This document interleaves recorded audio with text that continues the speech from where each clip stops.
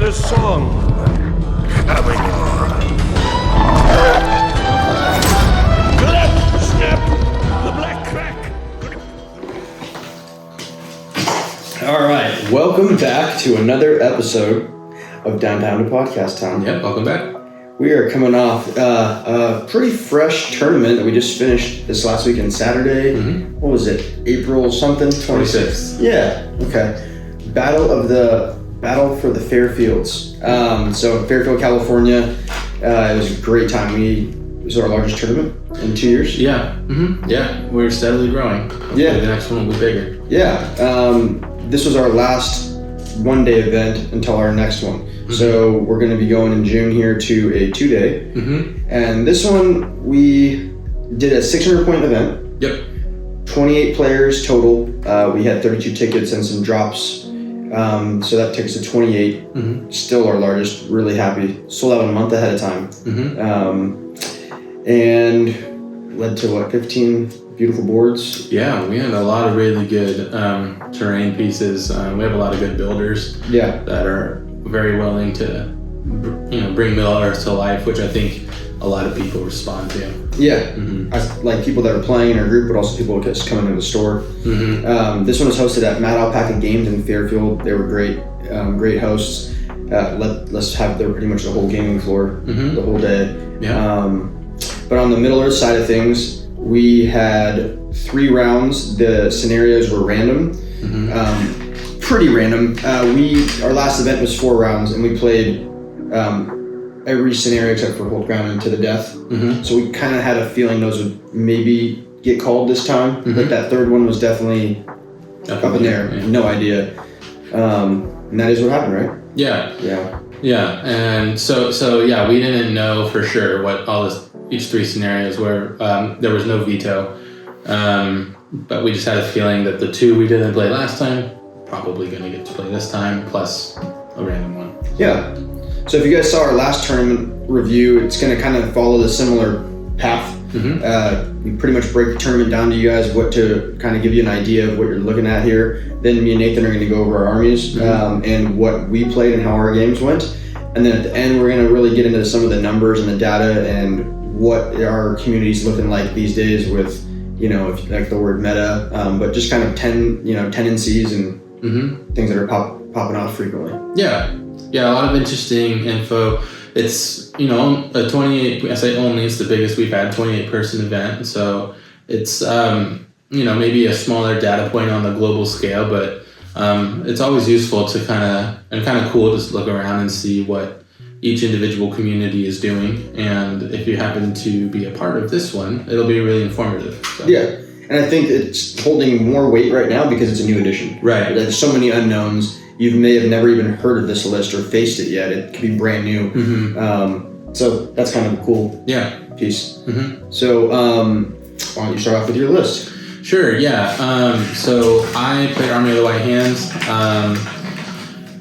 Saruman Grima, Wildman Oathmaker, Chieftain. I had 6, I believe it was 6, Urukai Scouts backed up by Orc Spears with the banner, and then a bunch of Wildmen. No bows and Uruks. No bows, yeah. Mm-hmm. So I'm very much in the camp of I want the Wildmen bows, not the Uruk bows, because I want the Uruks actually in front contributing their 5/4 strength 4. Yeah. Especially because of the banner. Like, if you only have fight 3 in the front with the banner, it just having fight 4 increases its potency a little bit, and it gives some opponents pause if they're only at fight 3 or fight 4. So, I don't like the Uruk bows. I want them up front fighting. So I just had the Wildman bows and 2 pre-bane. And I feel like the Army of the White Hand list performs really solidly, especially with a lot of practice because it has so many tricks and so much synergy. Mm-hmm. Probably the most synergistic list out there where you can really use one trick to build on another, and the models just flow so well together, and how to utilize the list. Some lists you feel like, this part of my army is going to fight over here, and this part of my army is going to fight over here, and this is the army where you're like, no, I have board wide presence over here, like the entire time. Yeah. I can call lightning wherever I want. My slowing down your army, it's across the whole board. My Creebane can go wherever I want. Oh, and Saruman can see wherever the birds are. It's just like one of those things where you do not feel isolated in how you move your pieces. No, it seems cohesive. Yeah, it's very cohesive. Provided you kind of like I said, you got to practice with it because there's a lot of pieces moving there. But if you can like fine tune it, you can really kind of control a lot of your games. Yeah. With a lot of tricks, you need to know when to pull them out, right? Yeah. The toolbox is deep, but then when you apply those tools is important. Yeah, and I feel like 600 points is a really good sweet spot for this list. I actually feel like it kind of scales more potent the lower points level you go. And I think I've shared my opinions on that in a previous video, but I felt like 600 is a really good spot where you're at high model count. You've got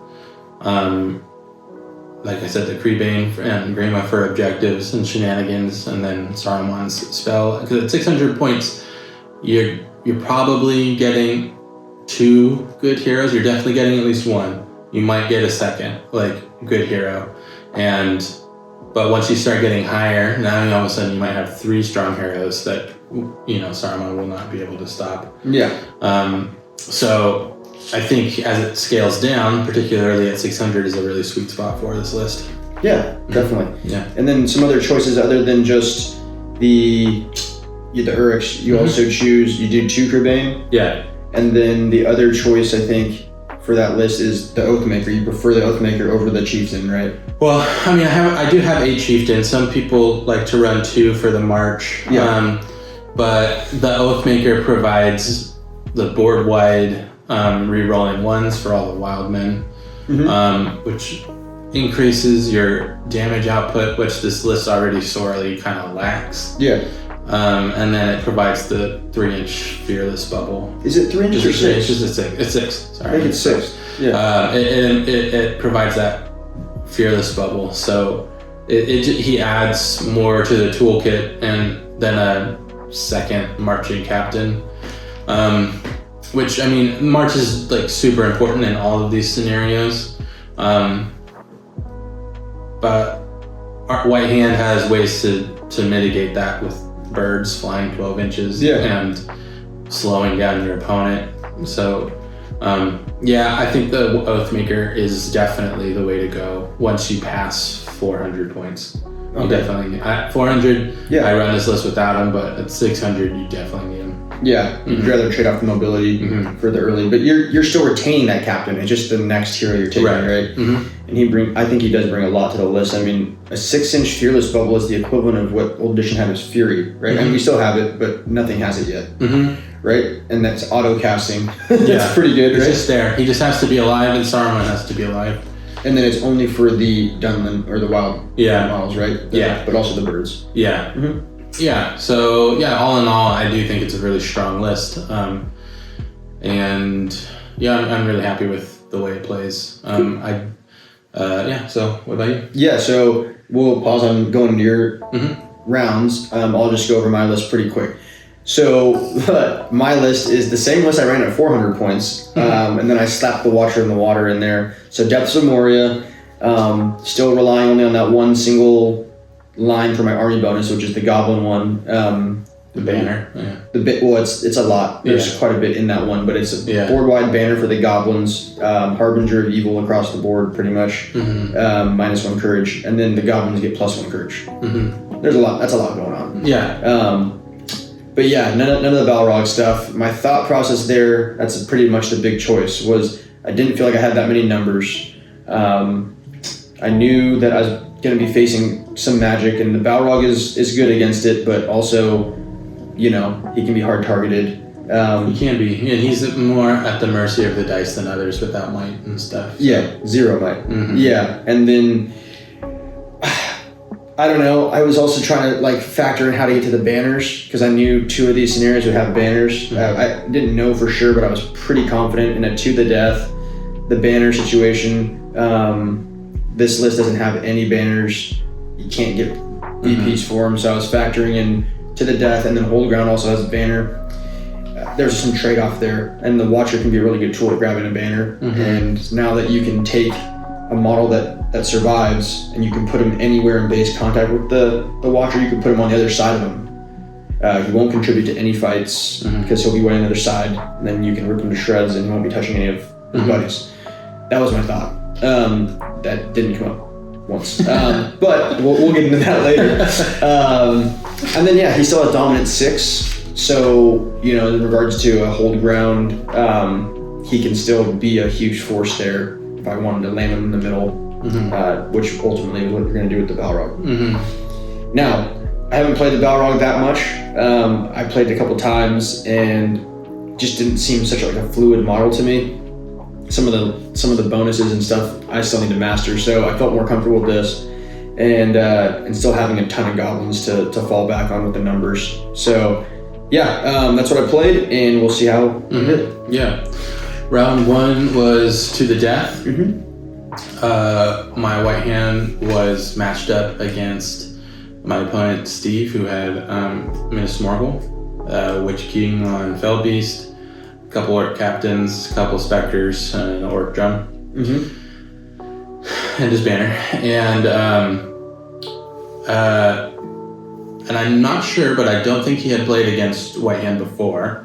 And me going over all of the rules, we keyed in on the lightning because, and I also had made like a kind of a cool template for the lightning so that I can just hold it over and show like where it hits rather than having to measure every time. Just kind of put it there.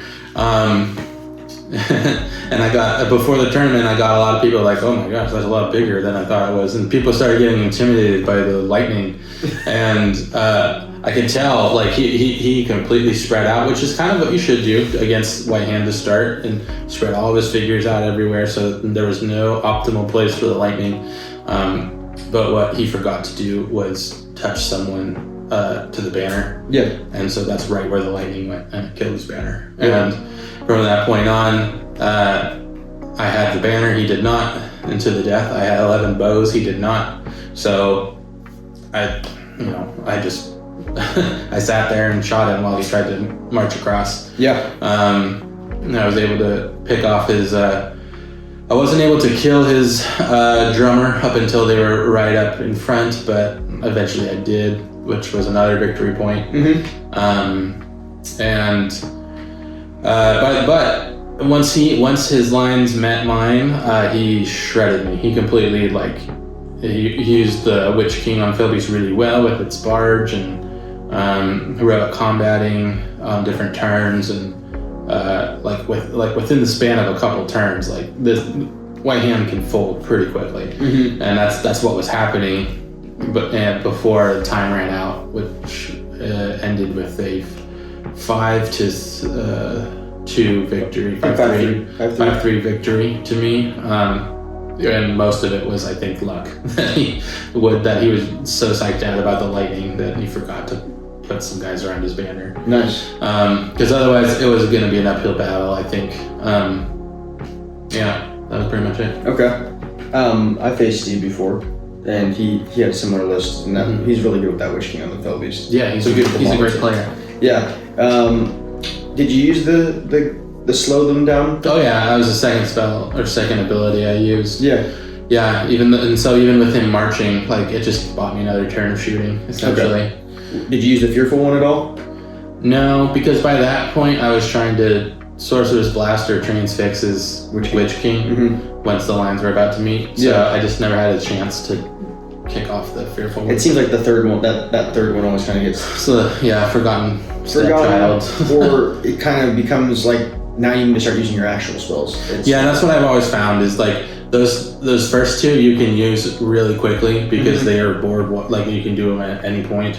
But once you're close up, usually there's going to be some hero target that you want Saruman casting his spells on. So right. It's rare, but I used it a couple times, but this tournament it didn't come up. Okay. Okay, so round one for me, I was facing Wally. He is one of our young and up-and-coming players in our community. He's 11, and he brought Azog's Hunters with Azog, and it was into the death. So looking, across at my list, Azog outfights my whole army, and he's fight 7, and he had him on the white board. And so I was pretty much trying to avoid him the whole time. I was trying to look at some other juicy targets, and they were a little more stubborn than I expected, because they get like 4 attacks on the charge now. Yeah, they get the captains, you know, and he sent them right into the goblins, and he outfights me again. So, you know, I had to be a little tactful about when I brought the Watcher up, so that Azog couldn't just heroic combat over into him, start taking down his, you know, he gets 3 wounds on the Watcher, then the Watcher loses attacks. Right. I was a little concerned. But he, I think, was afraid of maybe getting shot. I have a lot of shooting, and he kind of sent his wargs around the side to flank with Azog, and that kind of allowed me to kind of hard target the rest of his list. But I will say that charge that he sent in with the riders was, that shocked me a little. 3 dice. I mean, you're going to get 6s pretty consistently, and since my fight value is lower, I mean, 3 dice sound just like the regular warg riders, right? Yeah, just feral warg riders. Yeah, the hunter orc or whatever. And then crazy good. Yeah, they're, you know, his captain one was outfighting my captains. He got him in there. Yeah. He was tactful with that. But I think the game changer was the Watcher popped up behind with some space, started grabbed the second captain that had a bow, and I eventually broke him. Some guys were running, and then I quartered him at the end. Game ended. So, but Azog was untouched, and so, you know, and then either of us didn't have banners, so it was kind of like there were some points to go around. I won that one, I think, 11 to 3. 11 to 3. So nice. Yeah. Round 2, hold ground. I played against Kingdom of Men. It was Cody's list. His kingdoms were Gondor and Arnor, and he had a trebuchet, which had it not been against my list, it probably would have done. I mean, I think he said it did pretty well, but something that I haven't played against much Siege this edition, and I completely forgot that Grima could just start in that warband next to the thing and destroy it like turn 1. I completely forgot about that, and had him start with his leader, but I rolled well on the Maelstrom. I rolled a 6 with Saruman, but I also I rolled higher for priority, and I chose to come in, and it's weird that you would choose to Maelstrom in first. Usually that's a disadvantage, but with Army of the White Hand, Maelstroming in with Saruman and then calling the Summon Gale thing, slowing your opponents down board wide, that does affect them as they come into the board and they Maelstrom. So that means they're moving half onto the board, which means they're in this tiny little bubble, and they can get almost nowhere. And it just gives you such an advantage, a head start onto the objective. And it didn't happen in this game, but the next step that normally happens is once they Maelstrom into that bubble, the next turn you lightning at that bubble and kill like half their army. But in this one, I pushed everyone in to the corner. I did a good job. So I rolled a 6 with Saruman, came in right next to his siege engine, because I just figured, why waste a spell? Like, I'll just go destroy it, basically, because I rolled a 6. Yeah. So I came in right next to it, and was pretty much ready to just go destroy it with just my regular guys. And then the chieftain rolled. Is it a 4? Is that the one where you choose north south? North south. So I chose north. Saruman came in on the west. So so they both kind of came in and just kind of. I put him more central though. Like, I didn't go too far into the trebuchet's corner. I came in more central because I wanted just a straight line to the objective, but to still box him in if he chose to deploy over there. And then I think the Oathmaker rolled a 1, and I mighted that up to a 2. There you go. And I was like, just throw him wherever you want, I don't care. And so he put him on like the opposite corner. That Oathmaker did nothing the entire game except bring his entire warband into the center on the last turn and win it for me. There you go. Yeah. So Crebain in that group? yeah, I have one Crebain in the chieftain and one with the Oathmaker. Nice. Okay. Yeah. So then Cody decided to maelstrom in. I think he rolled a 4 both times, so that was north-south, and he chose to deploy close to his trebuchet with, mind you, half movement. Yep. So you can. I'll have a couple pictures that come up if you haven't seen him yet, but he is tightly boxed in to this corner, and once he basically all I had to do was try to hold for a couple turns, which the White Hand is not good at doing. But if I could just hold for a couple turns, then I know I've got the center. He did a good job trying to punch through, and had it gone another couple rounds, for sure he would have flooded through into the center because my guys were falling like crazy, but held him up just enough, and I didn't quite break. I did make a misplay though, where I had a chance to lightning like at least 12 guys, if not more, but I had moved one of my Uruks up a little bit too close, and it was just, he was like in the perfect spot to where I couldn't do any lightning. So I didn't even get to use lightning that game. Okay. Completely misplayed it. Uruks before you did your lightning? I moved them last turn. Got it. Yeah, I moved them last turn. Yeah. So, and then it just got to the point where like he was already out of place. Even if I heroic moved with Saruman, I would have to do the spell before I could do my heroic. Yeah. And he was Did you use your planter that game? That would have been. I don't think. Or he could have moved. Yeah. I think I had already used my Palantir by that point. Okay. But yeah, eventually I destroyed the trebuchet, able to box him in just long enough to have my Oathmaker come in and just kind of hold the center at the end of the game. He made a couple of last-ditch efforts to try to... One of his leader actually ended up heroic combating. No. Yeah, he just broke through and managed to charge my banner, and if he had won that, there was a chance he could also get into Saruman. But I think my banner and like one orc somehow beat his leader. Just the dice were not in his favor.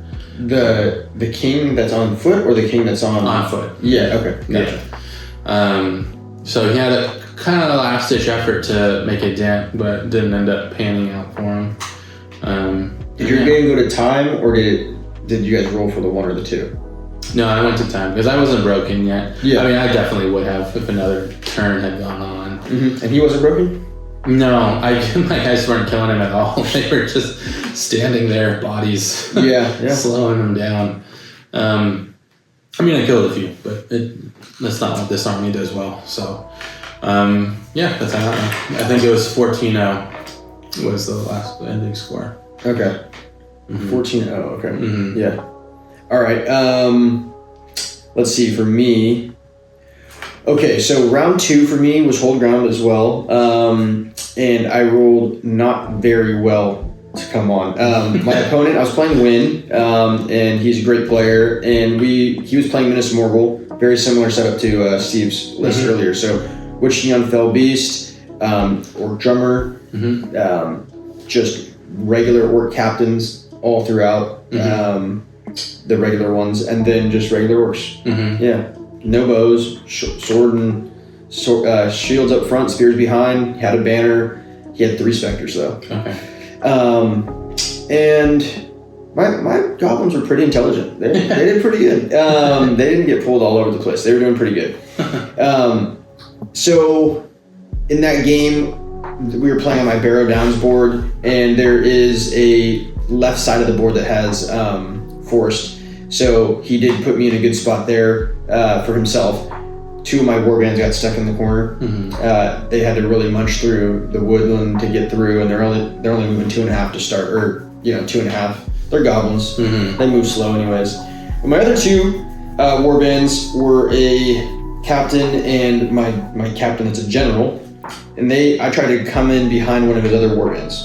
he pretty much got his big bulk line with the Witch King in one group, and then this other side group.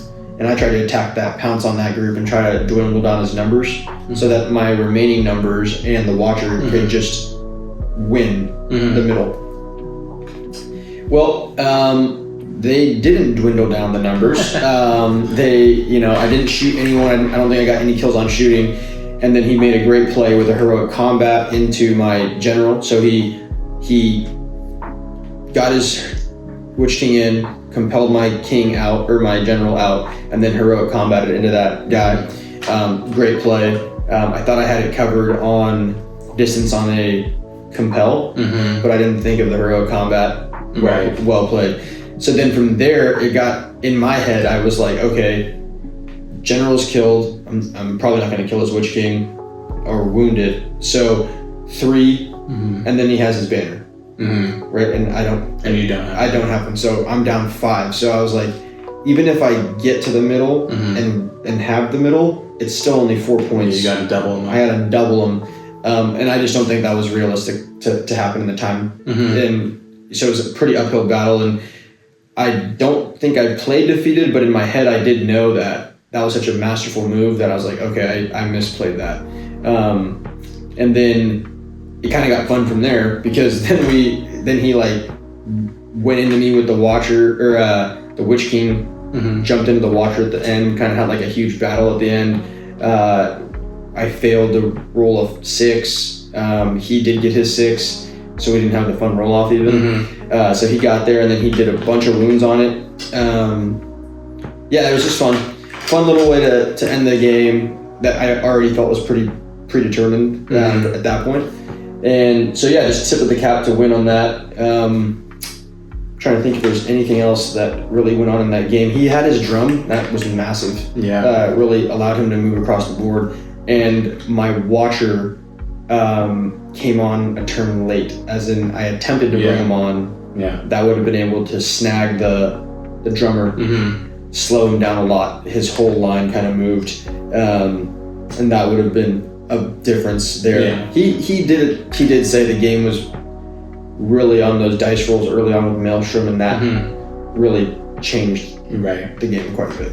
So but it doesn't change the fact that I misplayed my king or my general, and he sniped him, so that was really good. So 9-0 loss for me. So the Maelstroming in, did any of your warbands not come in? Or were they just... No, one wasn't going to come in, and I paid the point for it. Gotcha. I was like, I'll just spend the point of you can still pick where it goes. But I figured these goblins can't wait a turn. No, they got time. They got to go. So the thought was, since half were moving through the forest and half weren't,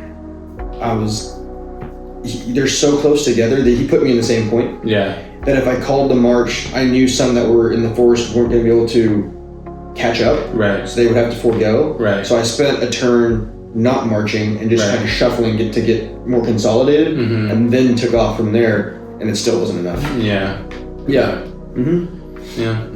Mobility. It's part of the list. For sure. Round 3 was destroy the supplies, which was the kind of scenario we weren't sure was going to happen. Which, yay for you, is another banner scenario. All 3 of them, baby. All 3. Destroy supplies. My opponent was Geo. He played Breaking of the Fellowship. I think he had something like 18 or 19 models. He had Haldir, a bunch of Wood Elves, Legolas, Gimli, and Aragorn. Did he have a banner? He did. Okay. And turn 1, I tried to lightning the banner, and it just killed 1 model.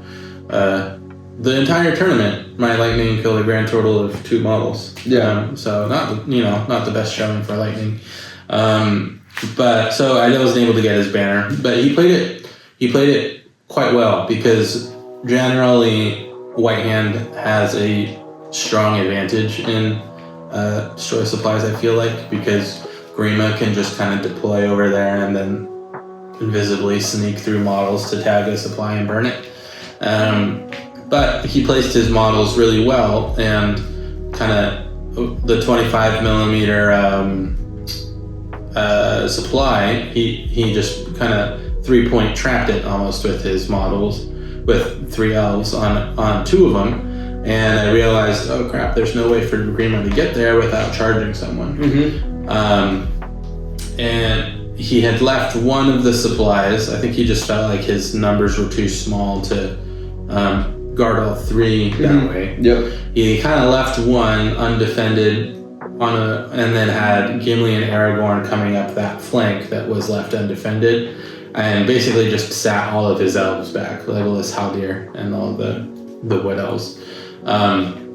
And I was able to get my Crivane in to get that one supply, but after that, I was kind of at a loss as to like how to get more points, because he had his banner still like way in the back. He had the other 2 supplies well positioned with his elves to where my Crivane couldn't swoop in and grab them, and Grima couldn't sneak in and grab one. So I knew I was up 3-0, but there was no guarantee that I was going to get any more than 3 victory points. Right. And Aragorn and Gimli were coming down, and his bows completely shredded me. My those D3 wildmen die really quickly to strength 3 bows. Yeah, they do. Hitting on 3s. Yeah, hitting on 3s, wounding on 4s. It was pretty nasty. And so by the time I had gotten across, he had killed 12 models by the time I started engaging him with my troops on the supplies. I had 44 models, so he was already halfway to breaking me before our lines even like engaged. And then so I had Aragorn and Gimli coming up, and every single transfix or sorceress blast I threw at Aragorn, even channeled, he resisted with a natural 6. So he managed to keep Aragorn safe. And at that point, I was like, I can't do anything about him. Like, he's just coming in like a wrecking ball. Yeah. Just shrugging off these spells that I'm trying to throw at him. So, yeah, I was kind of like, there's a chance that he breaks me, and there's also a chance he gets another objective or even threatens my banner, because I calculated my break point once I saw how quickly he was shooting me to death. And I said, okay, you need 23 models to kill me. I'm pushing forward with 22. Like so even if all of your bows kill me and you kill me on the objectives, you can't break me. You're gonna have to do something. You're gonna have to do something over here, basically. And that's when he fully committed with Gimli and Aragorn. Once I think he may have also been counting and trying to figure that out. So yeah, I was sitting there up 3-0, but like not confident that I could get any more.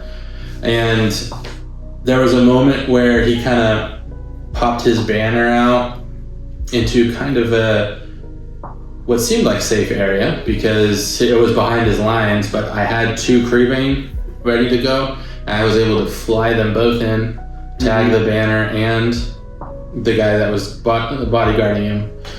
Killed the bodyguard, not the banner. So the banner was safe. I thought that was my chance, like to jump up points. Didn't end up happening. And then he was able to kind of next turn squirm out and be in a position to where he could pass the banner if I was to kill him again. Okay. So I thought at this point, I think we were coming up on last turn, or maybe there was like 2 turns left. But then once my forces finally hit his line, I didn't actually wound him too much. I won a few fights, but didn't wound. But I pushed them off the objective a little bit, and he had to heroic move to come back, make sure he was guarding them all. Otherwise, I would have been able to push forward and block him out. So he heroic moved, and he was spacing all of his models out. But because of the way my models finally were on the objective, he overplayed a little bit, just by like a couple millimeters, and I was able to the positioning. I was able to sneak in Grima and tag an objective without revealing him. And then obviously once the end of the turn, he was revealed. Right. But I needed him to get there without having to charge, and he was like just able to do so, which put me up 6, and then so I could kind of breathe a little bit. But I mean, he could have broke me on that last turn for sure. It came down to one model, Aragorn fighting. He needed one more model to break me. Aragorn was fighting 2 wildmen. And he whiffed the dual roll. Ooh.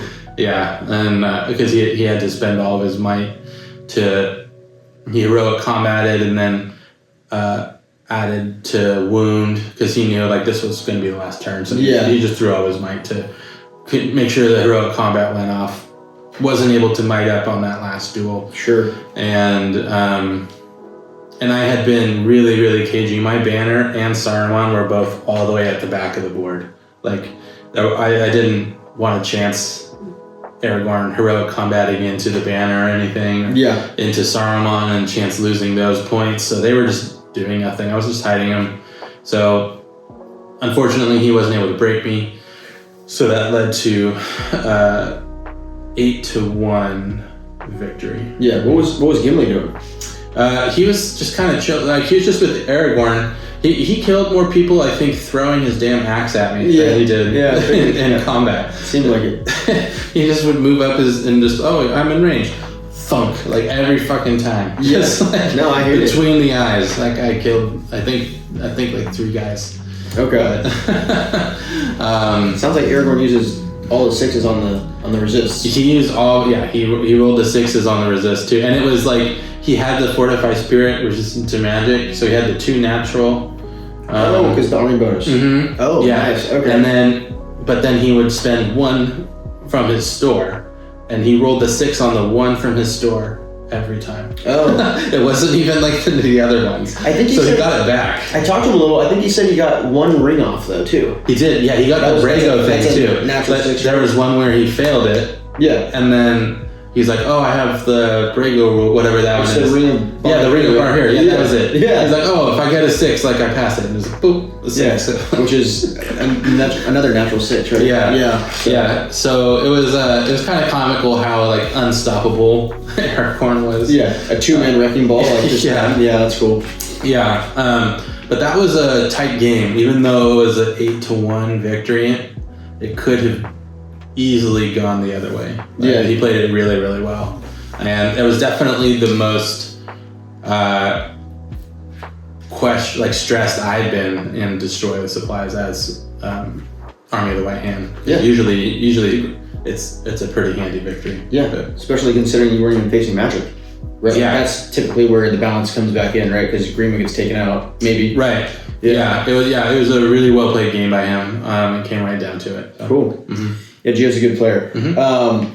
And he loves those low model counts. So he does a good job. He knows how to maximize his guys. Yeah. So, my list, speaking of low model count, I was playing Griffin. Mm-hmm. So this is another up and comer in our community. He's actually 9. So it's Wally's younger brother.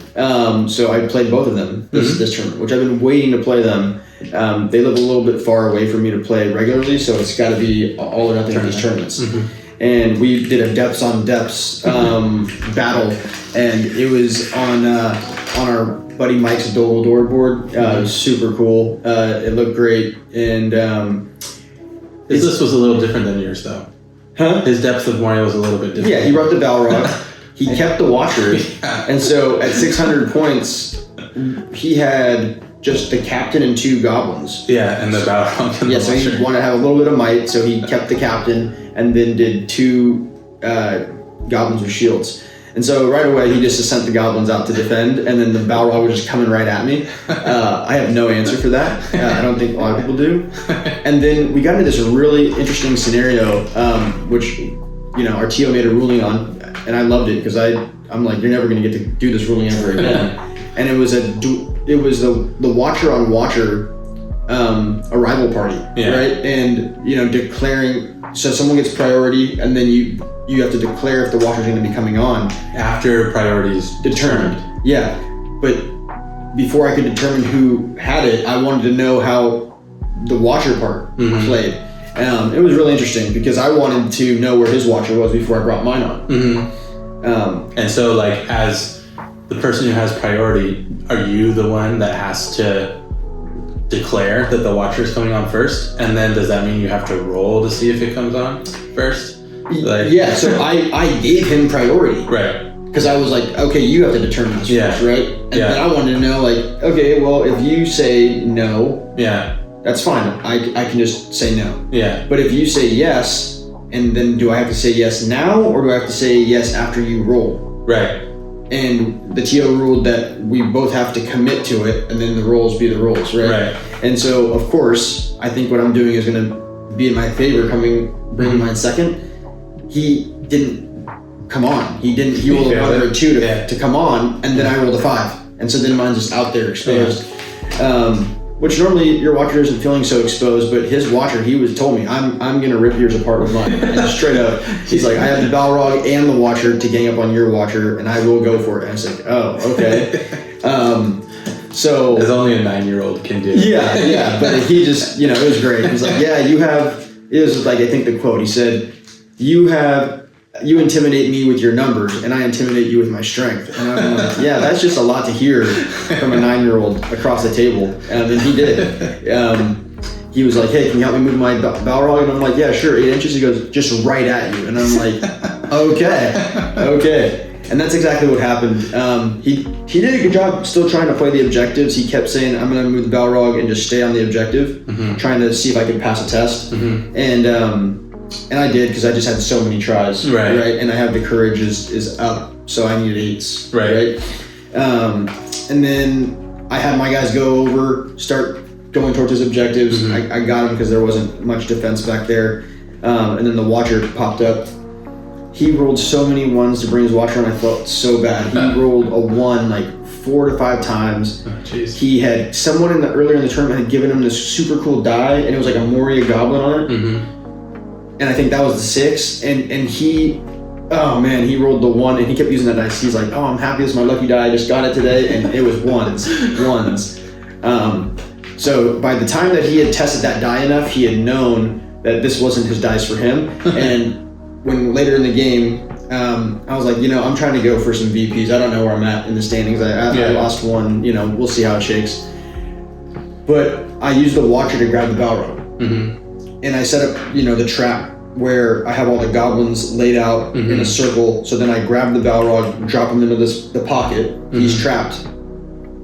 So I get 12 dice, needing 6s, and I actually did wound it twice. But that was the end of that. He rolled 6s the rest of the time, and then he ripped he did say he was going to do it, and he ripped the Watcher apart. And it was super fun. I put a lot of work into the Watcher. He was very happy to be doing the Balrog, and that's exactly how it went. So, I think that one for me was a pretty decent sized victory. I think maybe like 14. I think maybe 14 to 3 or something like that. Once again, nobody has banners, so we're just giving away VPs for that. Great game. Glad I got to play them both. We talked a little bit after the game and gave him some advice, and we'll see if how he adjusts the next round. Yeah. So ultimately, that's how the tournament went. That's both of our 3 rounds. You ended up getting 3rd. I did. Congratulations. Thanks. And then did you want to go over like the podium and how the rest of those went? So I did go 3-0. I think we have actually 4 people go 3-0. Okay. But we did. I had the least amount of VPs, or I guess third least. So the top list was Win, who you played in Hold Ground. With Minas Morgul, and then we had Scott come up from LA with his Army of the White Hand. He was in second. And then I came in third with my Army of the White Hand. So we had 3 Evil Armies podium, 2 of them being Army of the White Hand. The main difference between mine and Scott's list is I had the Uruk front line. I say front line, it's only 6 models, but I had 6 Uruks, and he had a few more models. He just committed fully to Dunland. That was the main difference between us. I mean, he is the Dunland Warcraft, right? So that's his whole thing. I mean, that's and then at 4th place was actually... 4th place was also Army of the White Hand. Quinn, shout out to him. He did really well. He went 3-0. I think I just had like 1 more VP than him. I talked to his opponent in round 2, and they played hold ground and they tied. Yeah. They tied in the middle. In the center. In the middle. They didn't tie in the game. He still won it. Yeah. Played someone had hulls. Yeah. And so he No got banner. the 2 points for the banner, but then they tied in the middle, which was like crazy. So, yeah, very close. Very close. Yeah. Yeah, it was a good tournament. A lot of good guys, a lot of good boards. It was really well run. So, yeah, it was a good time. Now we're going to go over some of like the deeper dive into the tournament and some of the tendencies that are coming up. So yeah, this is what we really like to talk about a lot. Yeah, yeah. So we're going to dive into just some data points about what type of lists we saw, So just a few caveats to recap: 600 point tournament, 3 rounds, no veto, and for the most part, if people had where most of the players were also in our previous tournament of 4 rounds, we all had an inkling that it was probably going to include hold ground and to the death. But that third one was completely unknown. Yeah. So that's kind of like what we knew going into the tournament. Yeah, we were using an hour and 45 minutes as our cutoff, and then we do a 15-minute overtime window. Where you cannot start a new turn after 5 minutes. So within the last 5 minutes of the game, you guys need to be wrapping it up and no new turns. Yeah. All right. So 28 lists. We had an average of 33 models, which for 600 points, it's pretty close to right on the money, slightly above average. And we had outliers on both sides. We had armies like Griffins with like 4 or 5 models, and we had Goblin Town. So like we had pretty polar opposites, but for the most part, everyone was within, I'd say like 19 to like 40s is kind of like where most of us were. I think. Did you have more on this specific thing, or is that just kind of the data? No, just for the point. I'm noticing a little bit of a numbers trend up this edition, and I think it's more for right now. Our limited ability to build a list. I don't know if they're all the way flushed out. I think some more stuff's coming, but you're seeing like a repetitive double captain list where you wouldn't have normally seen that. You would be lucky to see 1 captain in old edition. Now you're seeing for sure 1, and then you don't really have another choice for another name guy. Right. Or it's way too expensive, so you just get a second. That's what I'm seeing. So then maybe the second and third heroes are being less points or adding more bodies. Yeah, I think that's true. And I think at first, at least my thought was we might actually see the trend down because for the most part there was a points increase for a lot of things. So we weren't sure like how that would affect the overall model count. But I think you're right. Your hero choices obviously inform the amount of troops that you have, and with how many just regular captains are being taken in most lists, it makes sense. Those extra warband slots. Yeah, the way that they've done this as more of a legendary legion or specific time, those specific times are focused on 1 or 2 bigger heroes, and then that's what you get. And then from there, the list doesn't either allow you to add that second big hero because you don't have points. And then you kind of just default to generics, Okay, so the next data point, max bows, we had 11 out of 28 lists, so about 39% of lists brought max bows. That does include a couple that don't really have bow options. Like there's a couple lists that just, they don't have it. So, but even so, about 39% max. I included a couple lists that were like 1 bow off, like I think 11 of 12 or something like that. Might be like close to it, right? I mean, but for all intents and purposes, that's max. And I mean, I think that's just kind of, I feel like most people, just in general, if you have access to bows, you try to put them in.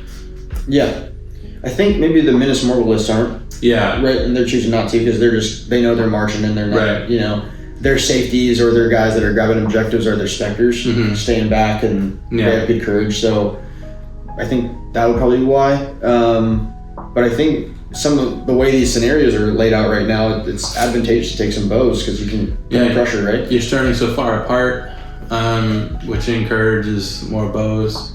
Some of the more prevalent lists have access to cheap bows, like the Wildmen. Mm-hmm. So you're just more likely to throw them in because they're just so cheap. Yeah. It makes sense that there would be a high number of max bow lists. Yeah, the Breaking of the Fellowship was probably max bows, wasn't it? Yeah. Yeah, that makes sense. They have good shooting. Yeah, you do.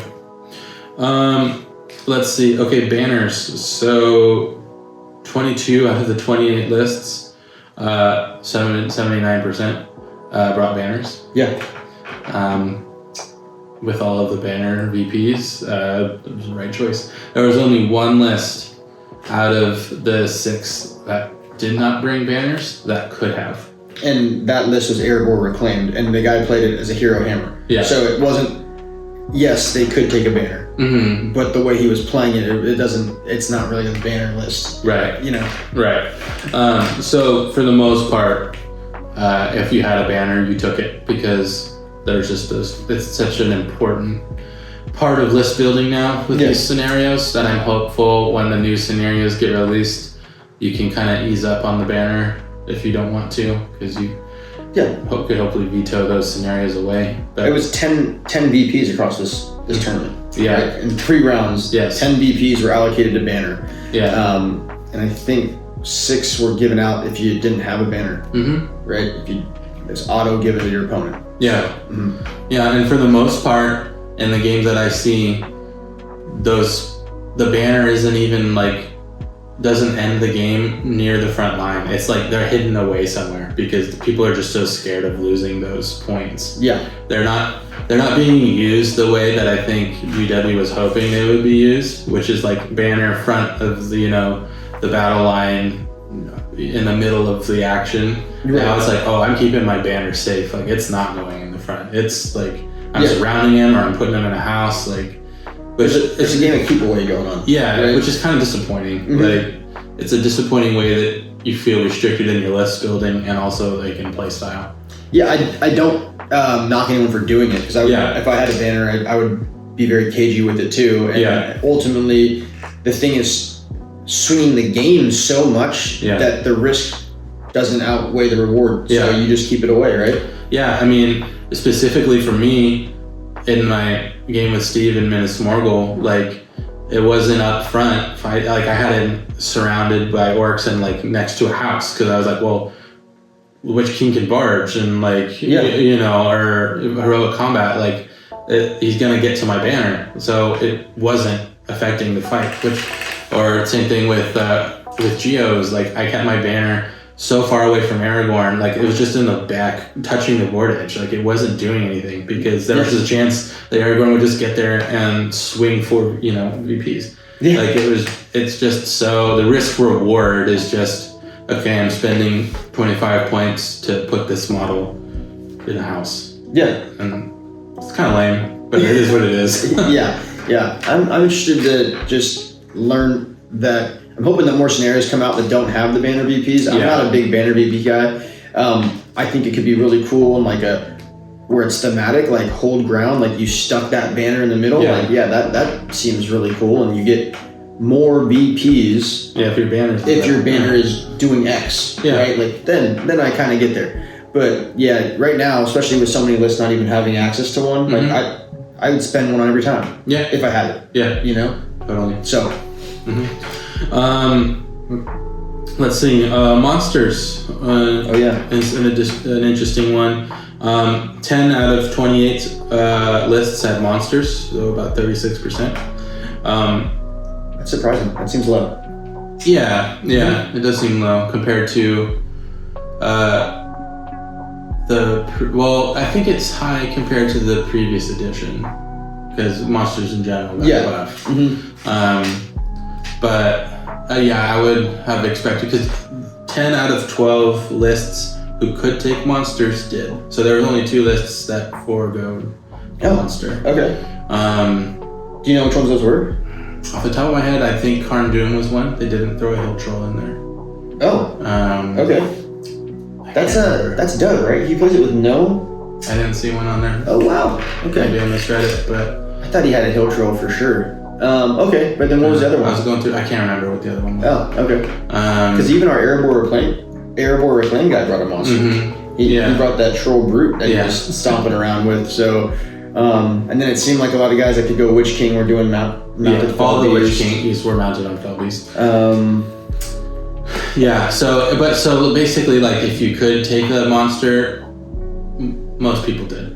So like that's probably why they were playing the list, was to play the monster. Yeah, Gulavar was in there. Mm-hmm. Depths, a couple depths, big monsters and stuff. Mm-hmm. Yeah. Yeah. Casters. So 12 out of 28 lists, about 43% had magic in them. Mm-hmm. 12 of the 15 lists that could take casters did. So 80% of lists that had access to magic took it. Interesting. Okay. Let's see. So here's another one. Of the 15 casters, so a few lists had more than one. Yeah. Right. Saruman was 4 of them. The Witch King was 4 of them.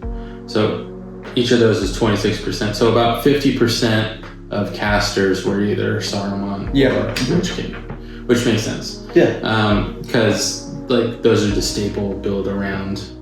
The only other one that was played more than once was Gandalf the White, and he was in 2 different lists. Oh, he was? Mm-hmm. Okay. I know he was in Riders of Eomer. What was the other one that he was in? I'm trying to remember. Okay. Can't remember, but I was surprised to see him there. But anyways, yeah, Gandalf was sorry, not Gandalf the White. Did I say gray? I meant white. But no, white. Yeah. Gandalf the White? Yeah. But yeah, so it seems like Saruman and the Witch King are very heavily represented. Yeah. They made up about 50% of the caster lists, and about 43% of all lists were casters. So yeah, we did a Rivendell player. He brought Elrond and Arwen. I mean, we counted that as built around casters because the Wrath is so good. Mm-hmm. That's why you play that list, is for those models. Man, I am curious to know the list. I'm trying to think of that other Gandalf list now. Mm-hmm. I can't think of it. But yeah, Riders of Eomer came in 5th, and they were doing good. Yeah. That's some good magic, but also, man, Gandalf with no compel. Yeah, it's different. It's different. Yeah. Yeah. So yeah, he. So there's a lot of magic, I think, in our local meta. I wasn't able to like find these type of data points for like other tournaments. Yeah. Without physically going through like all of their lists, which I just didn't have time to do. Most people just like say these are the top 3 or lists or whatever of the tournament. So it's hard for us to compare like specifically these type of things, like percentage of monsters or casters compared to the rest of the world. Yeah. But yeah, so this area does seem to be very magic focused. Mm-hmm. Specifically evil magic focused. Yeah. Because we didn't have any Lothlorien. And it did seem like our community, I will say, kind of, props to them for having integrity. It seemed like we all decided to not play Eagles as a kind of a unwritten rule right now. So for as far as monsters, right? No one brought just the Eagles, and I don't even think we had a Gwahir. I don't think so. No, which a Gwahir by himself is not in a different type of list. Men of the West or Battle of Five is not as doesn't seem as the same as the pure. Yeah, the magic piece is interesting because I think a lot of people are feeling like kind of the squeeze, like the magic squeeze, almost kind of like how Angmar was back in the last edition, of like getting their heroes hard targeted, and then because magic inherently is just pretty controlling. Yeah, and so I would say that our local scene seems to favor that right now, which informs counterplay, counter list building. Yeah. So like, how would you counter, like, if you knew you were going against a big caster like Saruman or?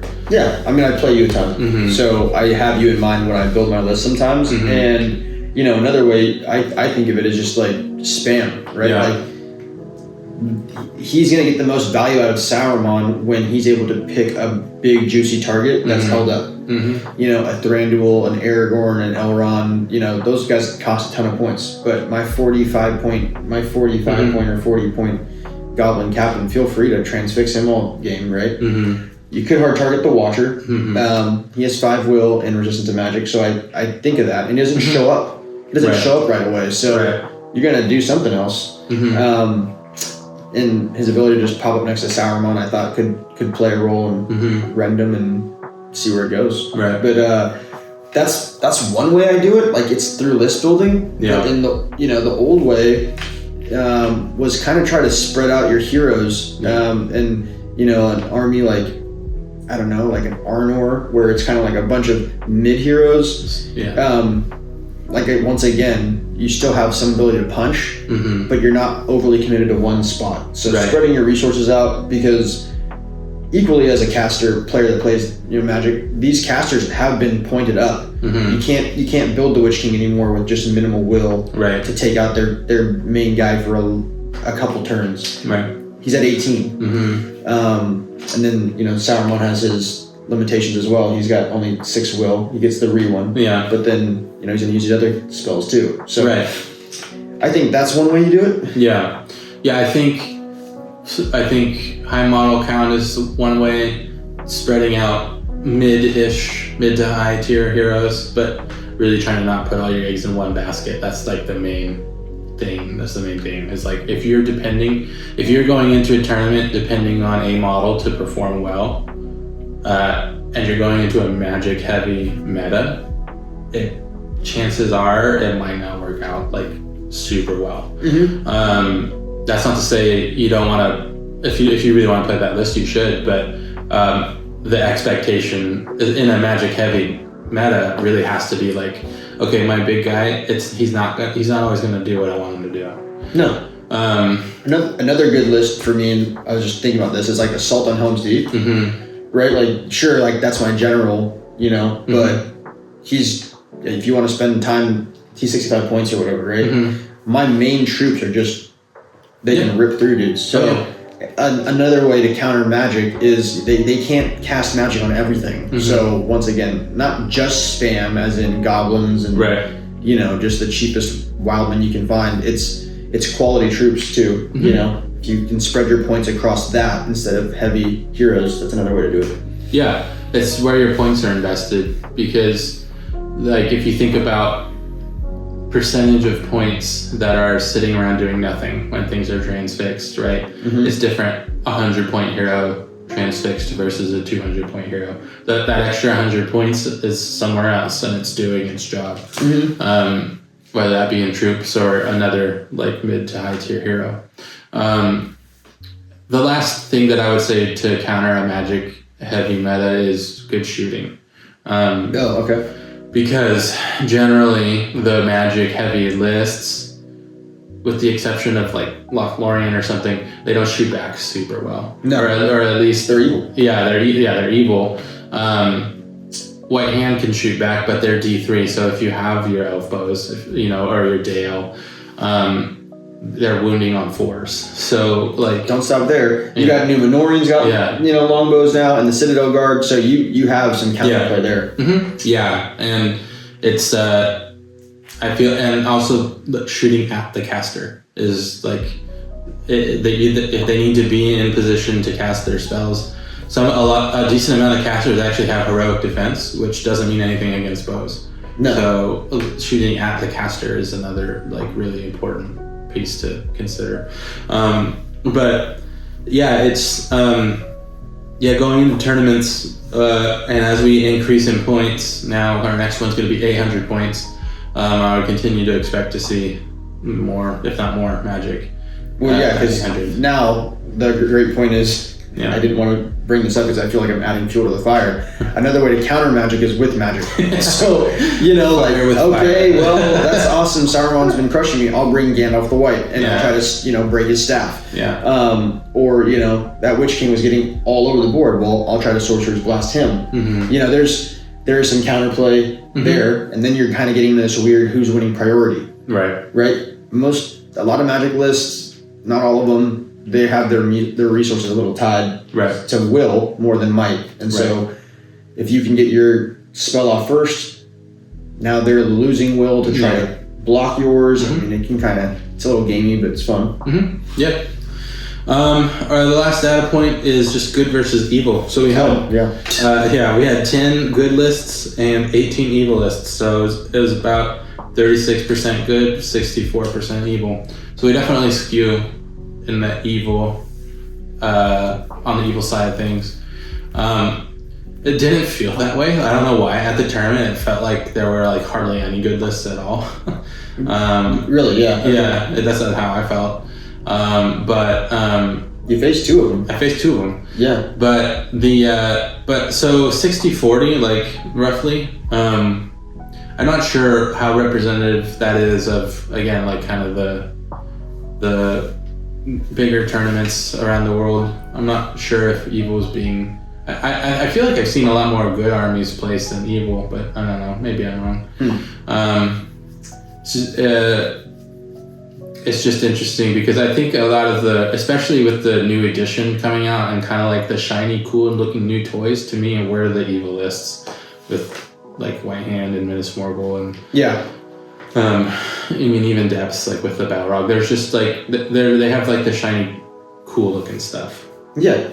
I think also the monster swing is kind of playing into this, right? Everyone wants to try those out. How the new rules work. One of the best ways you can learn how to play something or learn how to play against something is to try it, right? So you may not know, you may not be that familiar with monster rules, so you're like, I'll just play these eagles and learn them. Every single thing has a brutal power attack. Right.